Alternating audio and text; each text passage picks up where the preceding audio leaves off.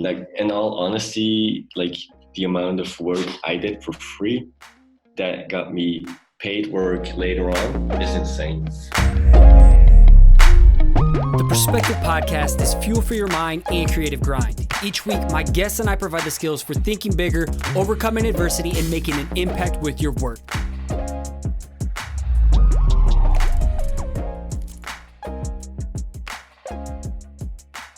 What's going on? You're listening to episode 130 of the Perspective Podcast. I'm your host, Scotty.D.Russell of Perspective Collective. I'm here to help you build a killer side hustle and elevate your brand outside your day job. And at the end of each episode, I plug a listener of the week. So stick around to figure out how you can get a permanent shout out in a future episode, in the show notes, as well as in the newsletter. So today I have a special guest on, someone that's been inspiring me for years now. And he's unlocked the key of using passion projects to push his limits and attract new work. And doing so and utilizing these passion projects have attracted massive brands coming his way like Nike, Hypebeast, Mazda, NTV, and Coca-Cola, just to name a few. And I'm talking about the one and only, my homie, Bert Dries, aka Musketon. Some people call him Musketon, but we're going to call him Musketon today because he said that's how the states will call it. But this dude is a wizard and an all-out pro when it comes to anything vector, and especially with Adobe Illustrator. So today, Bert and I are going to cover topics like how he's gotten to where he is today, doing his thing full time, and then still making time to do work for himself as well. Play is what we call it. Also, why you should always be challenging yourself and pushing your limits, the importance of having intention plus concept and context within your work, as well as investing in yourself, as well as your passion projects and some of the things that can unlock for you too. And finally, we talk about some of his biggest tips and plugins for Adobe Illustrator, plus more. It's going to be dope. I promise you that. And Bert is also an open book when it comes to sharing his information, his knowledge. It's pretty commendable. And he recently just put out his Skillshare class teaching you the ins and outs of how he works with texture in his Illustrator files, which is bananas. If you've seen his work, you know what I'm talking about. He is the texture god. So I will also be plugging that in the show notes as well as in the YouTube description and just touching on it later in the outro. But overall, if you're needing a little extra fire to push your work and yourself to the next level, then this episode with Bert, aka Musketon, was made for you. And you can find everything we talk about today and all the links in the show notes in the YouTube description or at perspective-collective.com/130. And let me know what you think. If you found value in this episode, take a screenshot or a video of you working in the background and make sure to tag me and Bert on your Instagram stories. That way I can see it. I can reshare the love, especially if you're drawing and working to it in the background. Let me get some extra eyes on your work. That's it. As always, keep an open mind and act on anything that inspires you today. Let's go. What's going on, PC family? We have one of my favorite illustrators and vector idols for a long time now on the show. Talking to Musketon, aka Bert Dries, even though I'm butchering that, man. Welcome to the Perspective Podcast, Bert. How you doing, man? I'm doing really good. Thank you for having me. I've been following the podcast for like a long time. I'm a fan, so I'm excited to be on.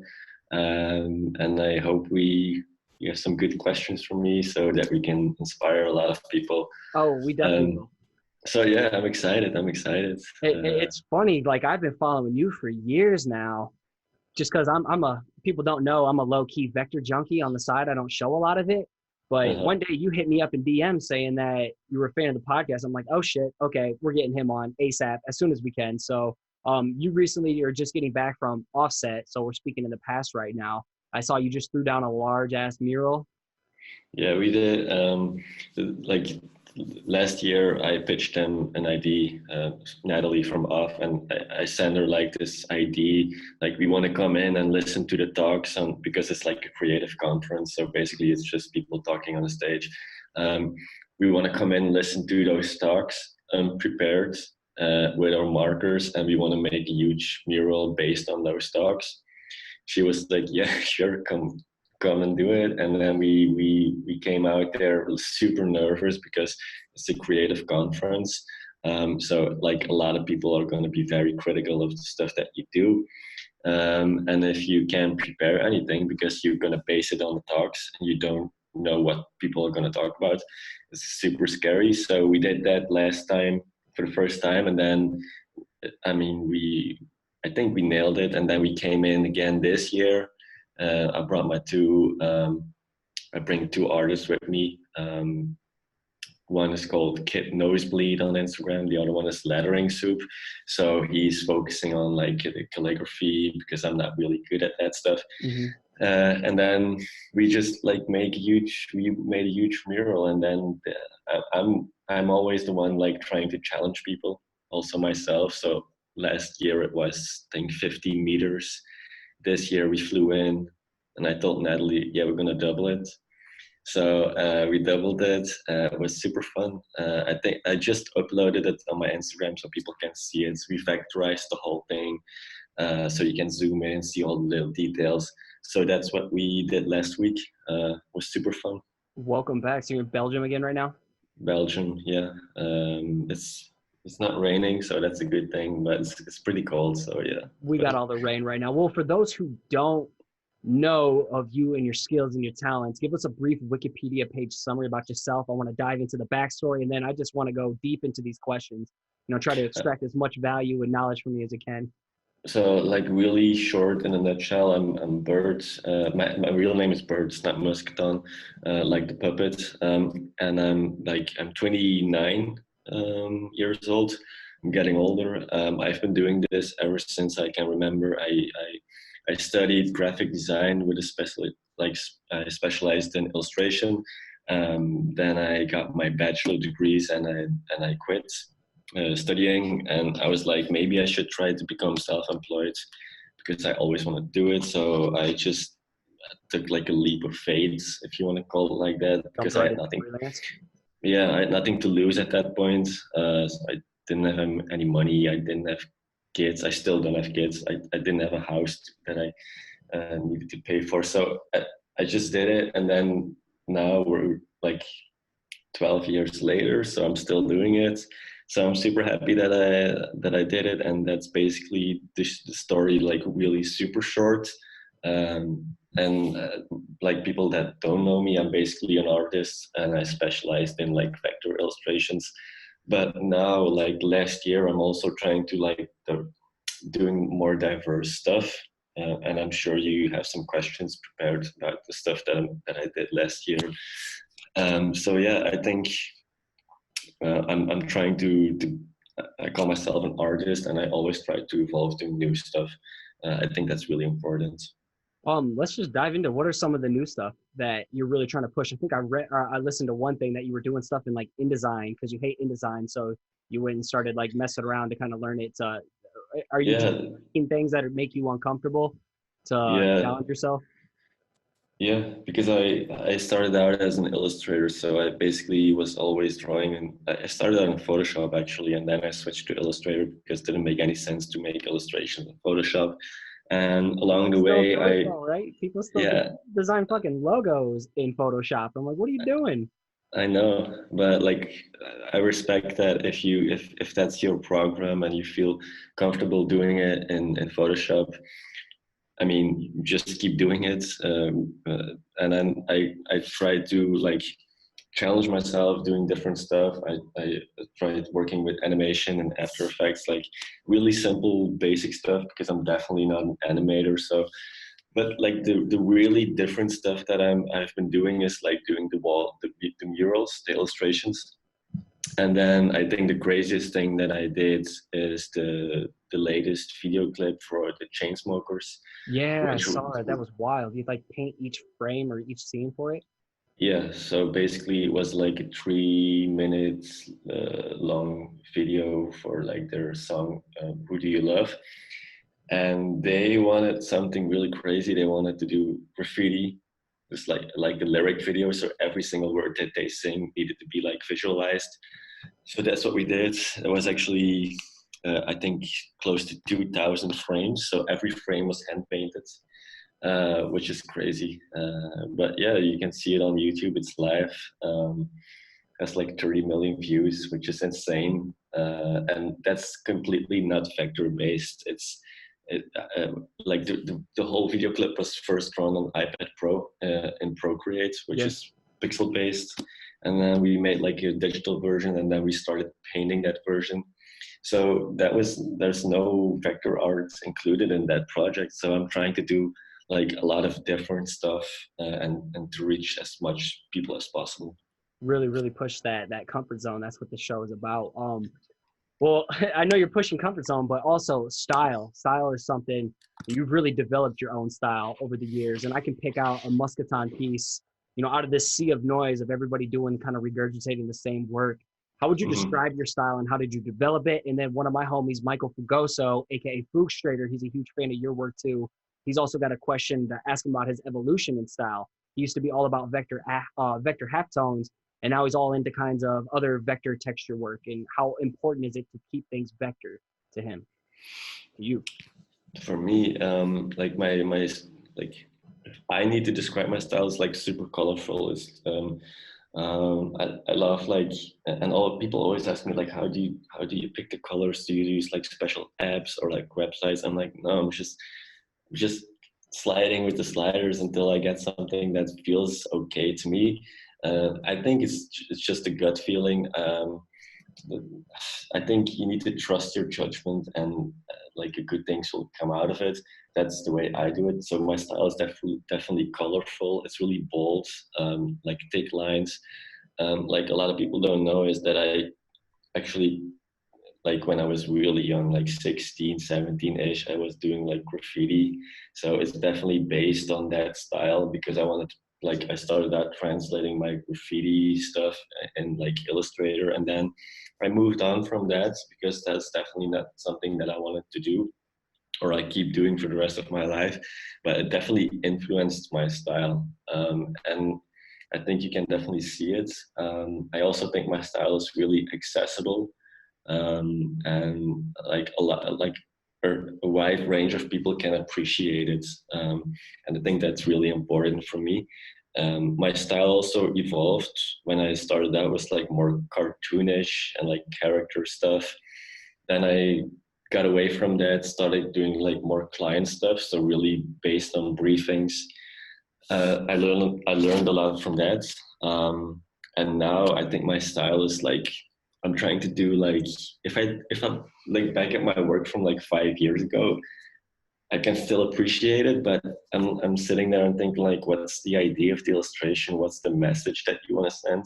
So now I'm trying to do like every single illustration that I make, I try to put like an idea in it, or like a comment on not society, but like a specific topic, so that people can go like, that's a nice illustration, and it also has like a good message. There's intention behind it. Yeah, it's not just like me opening my computer and like, hey, I'm gonna draw like this funny character and then just post it online and see what happens. I think I'm also I try to challenge myself, like to come up with cool concepts for illustrations, so that people don't only not just see it as a funny or like illustration, but they can also appreciate the concept behind it. I think that's one of my biggest challenges right now, and it's not easy, because sometimes I still make illustrations. I think like, this has no idea, or this has no concept, but I think it's a work in progress. So right now you're really trying to push things where it has intention, it has that solid concept, and there's context around it. It has that meaning to it. That little extra layer of like, damn, this is a dope image, but let me read this caption real quick. Yeah, exactly. I think that's really important for me right now in this moment. And like you said, like the textures, that's kind of my thing. I think I developed like a really specific style in how I use textures in Illustrator. Because every single time I post a photo using my textures, like every time there's going to be a comment like, how did you do the textures? And that's why I did like a class with Skillshare. They invited me to do like this really intense class focused on the textures. So like, I'm so happy that I did it, because every time people ask me the questions, I can just send them the link to the Skillshare class, and then they can like actually use the techniques that I use, which is really fun, because I love to inspire people. I'm not like, something really typical Belgian is like, if you develop a style, you're going to protect it as much as possible so nobody else can have your style. I'm like the exact opposite. I'd like to share everything that I have, and like, sure, everybody, like, people are going to copy it, people are going to try to make the exact same thing, but if 10 people watch the class and 5 people start copying the work, but eventually evolve and make it their own thing, that's super Pushes nice. pushes the industry forward, and that's why you're a perfect guest. I'm big on preaching like compete with yourself. Stop seeing everybody else's competition. There's a fine line of ripping someone's shit off and profiting off of it. I get that. That's fucked up.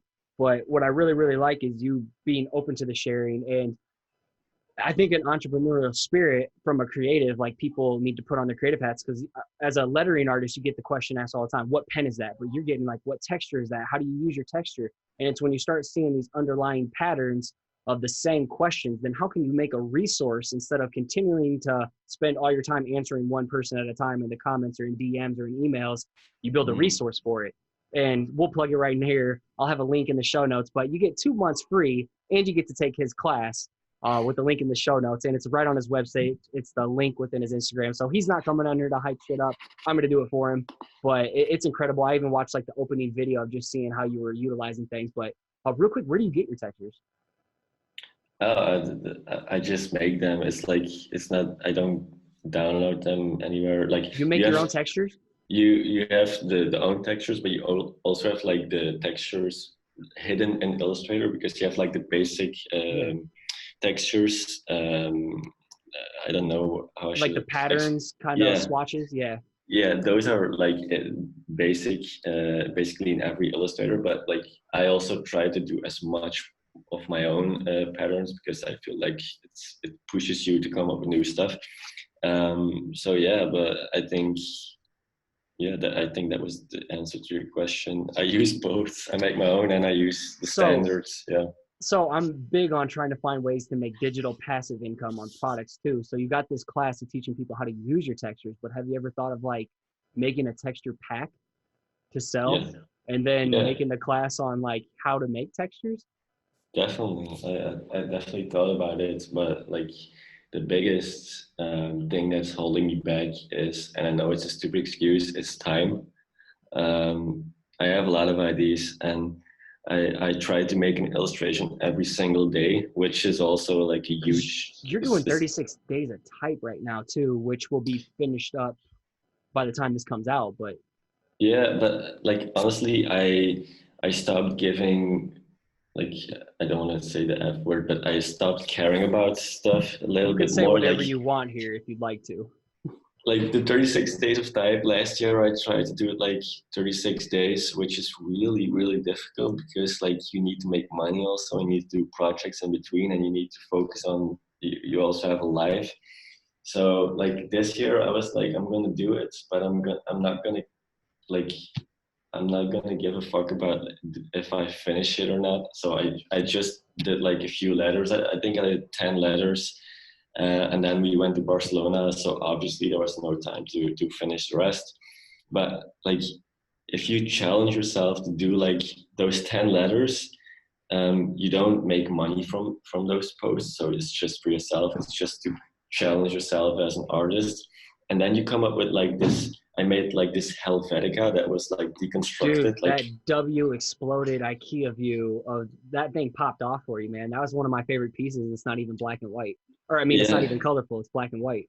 Yeah, exactly. And I invested like a complete afternoon, like Saturday afternoon in the weekend. I was like, I'm gonna do this, and that's my most liked picture. It's like, that's like 10,000 likes. It got me like a few thousand followers extra, and I don't care about the numbers, but I also, you need to be honest about it. Like, people say like, I don't care about the numbers. You do, because it's a sign of social proof, or it's like an omen that you're going in the right direction with your style. And it's funny, I think it was your Nike, maybe it was an Air Max exploded view that actually inspired. That's definitely where it came from. So one of my best performing pieces was this exploded IKEA pizza And I'm pretty sure now that we think about it, I'm backtracking. I got it from your Air Max things. I couldn't remember where the hell I saw it, but honestly, here, I'm giving you a public shout out. I think you inspired me, and then you just took that shit to the whole next level, injected it with steroids, and you just made a W. You know, like just a W. That's crazy. And I really like your work because it has so much depth and perspective to it, which is like the staples of a lot of my pieces. So speaking of passion project, I think I read it on your site that right now you currently do 50-50 client work and passion projects. And we're kind of talking about pursuing your own style and going all out and having some fun and exploring. You know, what's the value of passion projects and what's the value they've provided you that could possibly lead to client work? So something like Vector City, I think was huge for you. And then your legendary movie, TVs and cars, like were those just passion projects? Yeah, and the thing that I learned about passion projects is they always bring client work. So if you do a passion project and you really invested in the project, like my Vector City, for instance, or my car tech or any other project, somebody will see it and somebody will say, I want the exact same thing. And I'm going to pay you some money for it. And then it's up to you. Like, do you want to do the exact same thing? If you want to do it, sure, go ahead. I'm not the one to do things the same time. So I try to change it up always because, that makes the most sense to me. And I think that's definitely like a lot of people. I see a lot of young people, especially, like everybody wants to live the dream. Like, this is my dream job, and everybody wants to have the same dream job. And like a lot of people don't know that I put in like a huge amount of hours to get to this point, and a huge amount of free work, even though I don't promote it, because as you know, like a lot of people work for free or way like below the average price in the industry, and then they destroy the industry.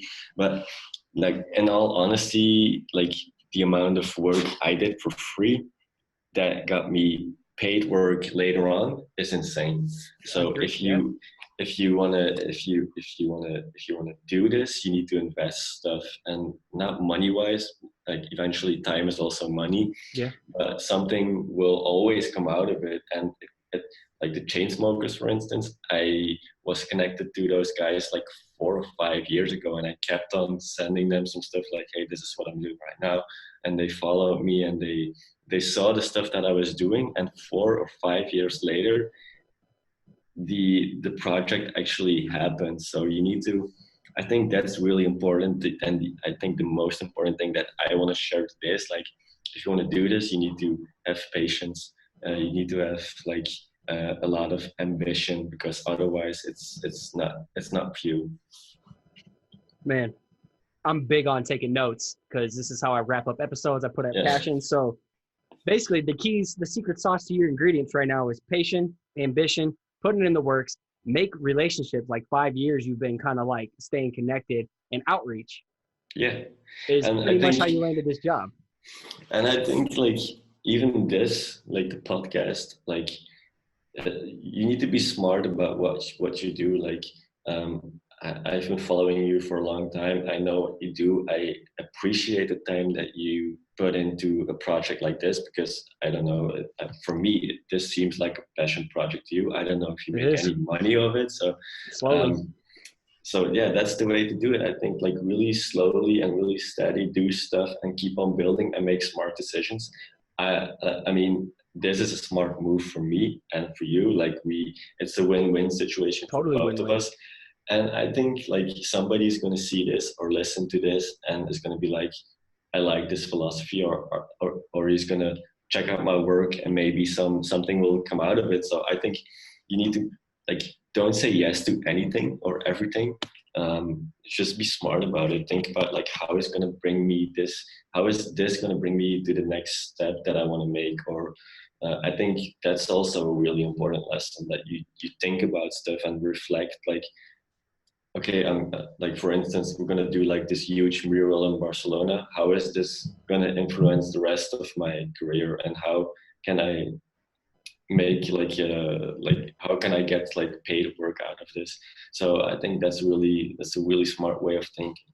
I think being strategic definitely, like, exactly what you're saying, but at the same time, not strategically thinking how is this relationship going to get me to the next step, you know, kind of Mhm. using people, because you're clearly not doing that. You're building these budding relationships, and being strategic with how you work is going to propel you into the next step, which I think is great. So don't go out there and spin our words saying, like, think about how this relationship can get you to the next step, but how can your work be strategically used for the next step? And just how you've been building these long-term relationships. You and me have somewhat been connecting, and now we both can leverage our audiences to benefit each other.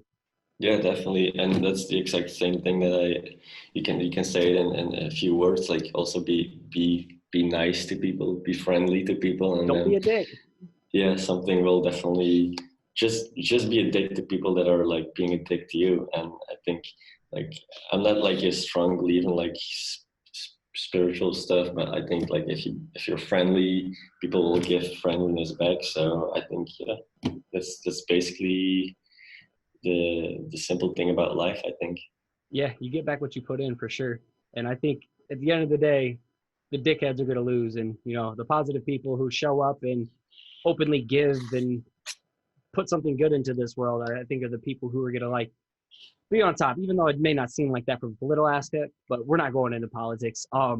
Real quick. So how does your client process work for being hired for illustration? And I want to talk like as much as you're comfortable talking in terms of pricing, because I know Mhm. illustrators, you may not think that's a profitable job, but it really is. I had Maggie Interrios on from Litter Patterns, and how her licensing, her buyouts, and the amount of work she puts in, like illustration can really net some good Mhm. gains in terms of that. So I would love to hear about your process of how does client work come in for you? How do you get the inquiries? How do you handle it? What your pricing models look like? And do So you do like contracts off licensing or buyouts? Like anything you could share, we would love to hear it. The more the better. So basically, I've been doing this for a long time. I used to do all those things myself, like the contact with the clients, um, discussing the price, like all the follow up. But for me, it was it's getting too much, like getting too much emails, doing too much stuff that I actually don't like because I hate doing emails. And like I had to invest so much time in that part that I couldn't invest time in creating. That's something that I love to do. So that was like, then you need to make like the equation, like what, like how am I, like how can I fix this? So I find myself an agent that is representing me, that is taking all the trouble away. So I'm basically represented by JSR in London. So they represent me worldwide. So if somebody has a question work-wise or wants to work with me, they connect to Ryan, my agent, and he's doing the conversation with the clients because I learned the lesson the hard way. If you want to do it yourself, like all the stuff that you actually don't like doing, you're gonna like get into trouble. I was asking way too less money for my illustrations. What's an Um, example? Can you give an example of what was way too less? like that's a really difficult question. Like let's say for example, if the day rate is $1,000 or euros, I was asking 400. So that's like an insane amount of money that you're losing just because you actually if somebody came in and I really wanted to do the project, I was like, I don't care about the money, let's just do it. And like if they offered me like 400 euros or something like that, I just took it and then I did the project. So I'm really thankful and really grateful that JSR is representing me because they are also the middleman. They can be the bad guy because if you do it on your own and you're going to be like, hey, it's going to be, I don't know, I'm just throwing out numbers, 10,000 euros. Um, you can come off like really arrogant. And if you have a middleman representing you, they can take that, like they can play the bad guy, which is something that they don't do obviously, but like they can negotiate for you, which is a Mm-hmm. really good position that I'm in.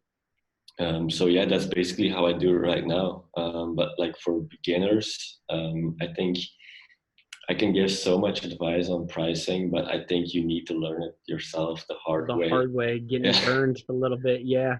Yeah. Does a lot of your big work come from like then buyouts or licensing and usage rights? Is that where like the buyouts where they just buy out the whole copyright of things? Has that been big for you? What's your typical client, I guess? Because Maggie did No. packaging and she gets a lot of buyouts with that. You know, what's like a I, typical client project besides like the one-off kind of mural piece, but like your bread and butter is vector. yeah. Like honestly, like a lot of client work. I don't share it with the world. So Okay. I do. I use my Instagram. My Instagram is basically just my personal stuff or client work that I think is really super cool. Like Nike. Nike, yeah, Nike, or we did like these two huge murals for Axe, the body spray. I Yeah. don't know if you know. Yeah. Oh yeah. Um, We all know that. yeah, I think the typical client for me is somebody that needs an illustration, obviously. Like a project that I did recently is like two or like if you know three posters for some like promoting like this school thing. I don't know how to say it in English. Like if you go to school in Belgium, you can get like uh, financial support. Like a scholarship. Yeah, something like that. Oh, it's called financial aid. Yeah. Yeah. Yep. So I made like three illustrations for that, and then they buy out the rights to use those images for like 3-4 years. Oh, So for that sure. was basically good money for like doing really simple stuff. But like deep down, like I said on my website, I try to focus on my client work 50% and personal work 50%. So 50-50. So the 50% client work is something that I almost never share with the world. So I try to use the money that I earn from the client work to um, invest in my personal work. That's so So dope, dude. I think this is exactly what people need to hear. They think they need to land all these clients and this and that. And I know my audience is a lot of people is trying to figure out their style or what they want to pursue all outside a day job, you know, because that's what I do. And mhm. and that's just the power of passion projects. Like stop forcing things to be a specific way because you see other people doing it. Like someone like you who's achieving so much success, or Lauren Hom, and they thrive off doing passion projects is what leads to a lot of their paid work as well. So I think Yeah, that's a big permission slip for people to just go out and, you know, find your own style, have some fun with it. Don't put so much pressure of feeling like you need to be full-time freelance tomorrow, land an agent the next day. You know, have some fun with it. I mean, not everybody's going to be 29 doing their thing, but no, definitely. I think that's the perfect way to say it. Like you need to have patience and like and invest in your passion. And also like that's really important, I think, like especially with Instagram around these days, like don't care about Instagram, don't care about other artists being bigger than you. It's just numbers. Like somebody can have like 500,000 followers, but that doesn't mean that he's like a better artist than you. That just means that he's better at pushing his work and he figured out the algorithm, or I don't know. they found what um, works for them, yeah, you know, and what so it's not a one size fits all kind of thing. I see a lot of people like they come up to me and like I'm not huge on Instagram, but like they always ask me like how did you do it? I'm like You're I've twice been bigger than me. So in my eyes, my perception, you're a lot bigger than me right now. So so I always I'm like dude I've been doing this for like 6-7 years, this Instagram thing. I remember me posting like pictures of my food when I just started, and then I was like no, I'm not going to be doing this, and then I switched to just posting my work. But curation. yeah, What do you want to be it's known for? Define the box that you want to be put in instead of letting someone else define it and being unsure. yeah, definitely. That's the exact same thing that I wanted to say, but you said it first. Oh, sorry, I sorry, think sorry. I have a habit of just jumping in. I'm a talker. so. I think don't try to stress out about stuff like that. And I only say this because I used to be like this. I only say this because it made me unhappy. And I think also that's really cheesy, but your happiness, your how you feeling inside your head is gonna have a big influence on the stuff that you create, on your creativity. And that's really important as an artist. If you're not going to be creative, it's going to be really difficult to come up with good stuff or like define your own style. So don't let your happiness be decided by numbers on social media. um, I think if there's, I think it's better to have 1,000 real engaging followers than like 500,000 followers that just follow you because I don't know for what reason they follow you, but it's just numbers. I think that's really important to remember. That's awesome. Said something like, "Don't let your happiness be gauged by social numbers." Yeah. Dude, you're dropping a ton of one-liners on this one today, so this is dope.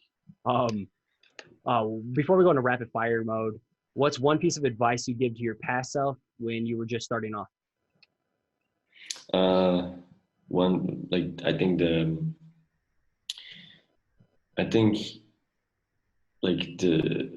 patience, like just wait for it. It will happen. Because like it's really like when you grow older, it's so you see things so much clearer than when you're like, if I take a look at myself, like when I was 18, I was like doing such dumb stuff. But that's part of a process. You need to go through it. Like I see a lot of people like copying stuff that I do, and I'm fine with this. I don't even, I like when I see like illustrations that are like one-offs from me, I like them and I comment on them just to motivate those people, because if you throw in negativity, it's just gonna it's gonna spiral out of control. And if they see me like actually responding to it and like motivating them to keep on going, I think that's the positivity and that message is gonna make those artists better artists. And I think that's something that I would say to myself, like when I was like 10 years younger, just wait for it, be positive, and yeah, I think it will happen if you just keep on going also, because it's gonna be hard. And I feel like such an old guy saying all this stuff.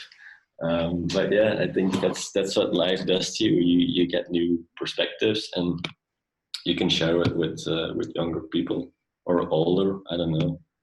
Dig it, man. I'm a year older than you, and you're enlightening me right now. So, It's nice.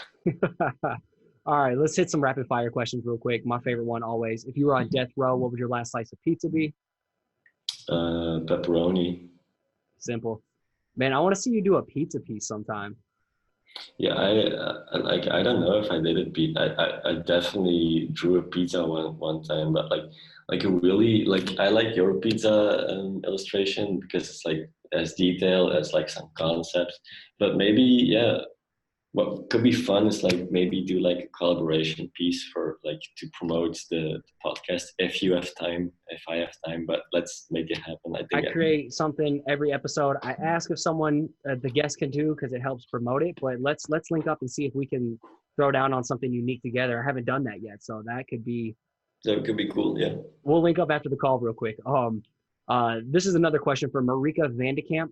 My question is, do you have any tips for illustrators wanting to begin with isometric or 3D illustrations in that perspective that you do? Do you use guides or grids or anything like that? Don't use guys and grids. You just see the grid like the matrix in your mind. Honestly, the grid makes me feel anxious. Like, especially if you want to do isometric design, you don't use a grid. What you can do is there's also a really important thing that I say in my workshops. There's no one way to do it. You can create your own method that is so illogical, but if it works for you, it works for you. If you want to do isometric design, I suggest you go to the Adobe stock website. No, it's not stock. It's Adobe Market. I don't know. And Adobe stock or whatever. It's not stock. I can send it to you after the podcast. There's like this. They have like this like the App Store, you can buy plugins, or you can just download plugins for free or extensions. And they like that's from third-party developers. And there's like this one plugin called Nimbling SSR 3000, which basically gives you an extra menu that you can use. So you just create your shapes, you hit a button, and then it will be put into isometric perspective. So you don't need a grid. I'll link it. You can link it underneath the class if you want to, because it's free. Feel free to send it my way if you got it, because I've had to like make my own actions before to like make something isometric for like a process map I did for the day job or something like that. But that's interesting with a plugin that does it for you. Yeah, if you have that, feel free to send it my way, and I'll put it in the show notes. It's basically the same thing as your action, but just like it's pre-made, where I don't have to make the action. Yeah. Dope. Yeah, and then something like Procreate too, they have their own built-in grids and everything too for people who aren't sure about that. Just go into your grid settings, and there's like isometric, everything you need. In perspective, 2 point, 1 point, 3 point, whatever. Okay. If you could have lunch with one person, dead or alive, who would it be and why? It's a difficult question. I feel like these questions need to go like really fast, and I need to answer like really fast, but I'm taking too much time. Rapid fire is rarely rapid fire, so you're good. So I think there's like this. His name is Pedro Winter. So he used to be the manager from Daft Punk, and then he started like his own record label called At Banger Records. Might not be that like known to people, but it was the label of like Justice and those people. Are you in that electronic scene a little bit? Yeah, definitely. And they I mean, he did such a great job managing like the product of Daft Punk, and then he created like this new label, which was visually really inspiring to me, because they had this one designer, me, who made all the visuals, did all the video clips, and it was like one package, even though it was different artists. And I really appreciate the vision, and I would love to have like lunch with him just to pick his brain on how he sees stuff, not like graphic stuff or like illustration stuff, like how he is looking at the world. But yeah, he's from Paris, so maybe I can just send him an email, and maybe it's that easy. So I'll try it after the podcast and see what he says. Send him the timestamp of this question too, and be like, hey. I'm excited to ask you this one. Okay, what's the most underrated tool in Illustrator? Or you could do like a plugin or something like that too, and I'll tell you mine.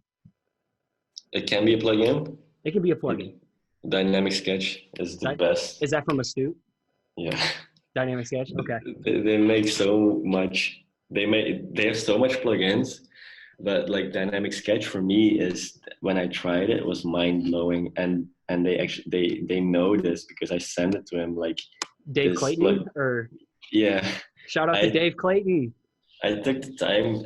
I don't know if I still have the email or was it via Twitter, but just to say like, this is really mind blowing to me, because my workflow was improved so much, not only time wise, but also like the way that I build my shapes and my illustrations. So thanks to Dave and his team to make this stuff, because they actually invest like a lot of time and money to create stuff like this. So Dynamic Sketch as a plugin, and like if I need to pick a tool, I think the pencil tool is really? way too underrated, because I use it on a daily basis.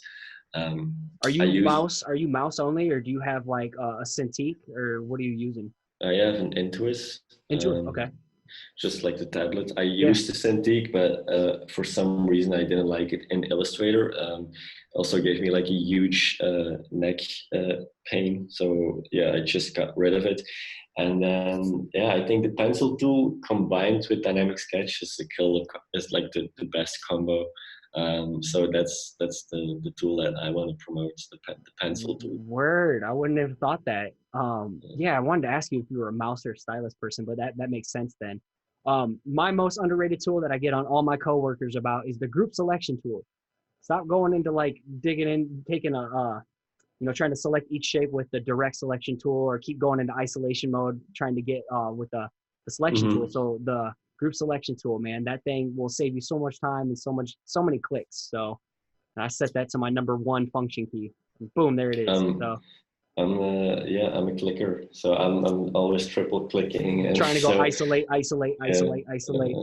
Yeah, yeah. that thing, especially yours has so many layers, man. The group selection tool is going to save you so many clicks. Also, you're a hotkey person, right? You set a lot of shortcuts. Yeah. You set them all up on your function rows, your F1 through F12, or No, I did like obviously I'm using like a lot of the standard key shortcuts, but you can also make your own shortcuts. So I have like this weird combination of shortcuts that like feel logical to me, but like in a way I think they're very illogical. But I'm not using the function keys. I'm using my custom settings, and then I have like the palette gear. I don't know if you know, it's like an extension that you can use. It's like you plug it in through USB, and then you can set shortcuts to like physical buttons. And they also have sliders. So if you're working a lot with opacity, or they also have rotating buttons. It's actually a module. Like you can buy new pieces, button sliders, or like buttons that you can rotate, and then you can click them on magnetically, and then you can set like a function to it. It's really nice. I'll That's send just you blowing like, my mind, man. Yeah, we could have just a whole other conversation sometime, just digging deep into. Let's talk about what your keyboard settings are. Let's just go nerd out on Adobe Illustrator and how you optimize it. Like, I'm fascinated. I love this stuff, but I don't get to pursue it as much as I have. So I'm so stoked to have you on today. And last question, real quick: where can people go to follow you online and support you? So if you want to like follow everything that I do, I think Instagram is the best place, because it's like Instagram is crazy, man. I feel like especially the last years when they started like including all the things that they stole from Snapchat. If we're gonna be honest, It stole it. It got so much better. I mean, it was because I was on Snapchat too, and I felt like it wasn't my platform. And then I don't even use Snapchat anymore. As soon as they took stories, I'm like, deuces, adios. Yeah, definitely. It was the same thing for me. So if you want to follow me on Instagram, it's just Musketon. I tweet stuff sometimes, but you're not going to be like, don't follow me on Twitter. It's just basically stupid stuff. This is my Twitter account, but don't follow me. I think Facebook, I have a fan page, but honestly, I think that's that. If you can post like a really intense, really cool illustration on Instagram and get like, I'm just throwing numbers, 1,000 likes. If you post the exact same illustration on a Facebook page, which also has like a big following, it's like no interaction, no likes. So and I think the last platform that I want to promote, but it's actually not something that where you can follow people on, is Reddit. It's insane the amount of like reach that you can get with an illustration on Reddit is crazy. I'd love to hear how you utilize Reddit more. I have a buddy who like does his photography, and he gets like on the front page of Reddit every now and then, and it just blows up his Instagram. Yeah, that's crazy. You're the first person to mention anything about Reddit on here. Yeah, I think it's a really weird site, and like you need to figure it out first. Understand the community part of it. Yeah, and like the most, like if you post an illustration on Instagram, people are going to be like posting comments with the emojis and like just really basic stuff like, oh, this is amazing. If you post the exact same illustration on Reddit, you have like really like people that are really critical, and they post like really honest feedback. So you learn a lot from people on Reddit. Can I DM you after this and ask what Reddit subreddits that you're in? Yeah, like I can also, yeah, just send me a message. But I think you need to find like a smart way to use Reddit. So you obviously have the Adobe Illustrator subreddit, which is nice if you want to nerd out about Adobe Illustrator. But the biggest subreddit for me is sneakers and car porn. So I make like a lot of really intense, really iconic car illustrations, post them in the car porn subreddit, and those blew up instantly. So and that then was you just a can, passion project too, like the toy car, movie car thing, right? yeah, definitely. And then you can, like, if you get like a lot of upvotes, it gets higher up in the subreddit. And then, like, if you are engaging with people in the in the comments, you can plug the Instagram, you can plug whatever you want. And yeah, I think that's a really smart way of using Reddit, because you can, like, I think in one night this one car illustration got like 100,000 views, which is nice for overnight. And then, like, if like 10% of those people check out your Instagram, I think something will definitely come out of it. So use Reddit. Dude, super smart. Honestly, that just gave me some ideas. Thank you. Bert, man, this was awesome having a first time actually getting to connect with you aside from a DM or a comment on Instagram, man. You really shredded the value. I'd love to get you back on sometime to go deeper on some of these topics if you're down. Definitely. So where are you based in I'm America? in Iowa, so smack dab in the middle in the Midwest. So I'm like, not Idaho, not Ohio, Iowa.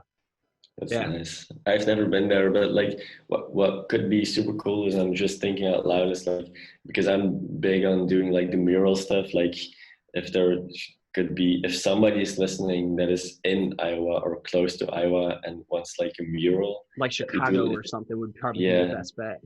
then we do like a collaboration, and then we can do like a new conversation face to face. I think that Over would be some cool. pizza and beers, some New Yeah, Belgium. definitely. Yeah. Word, man. Well, I really appreciate your time. Bert, thank you so much, man. We'll be in touch. And I got to DM you with some follow-up questions. I think people are really going to enjoy this one, man. Thank you so much for your time. Thank you. Thanks for having me. All right. Peace out.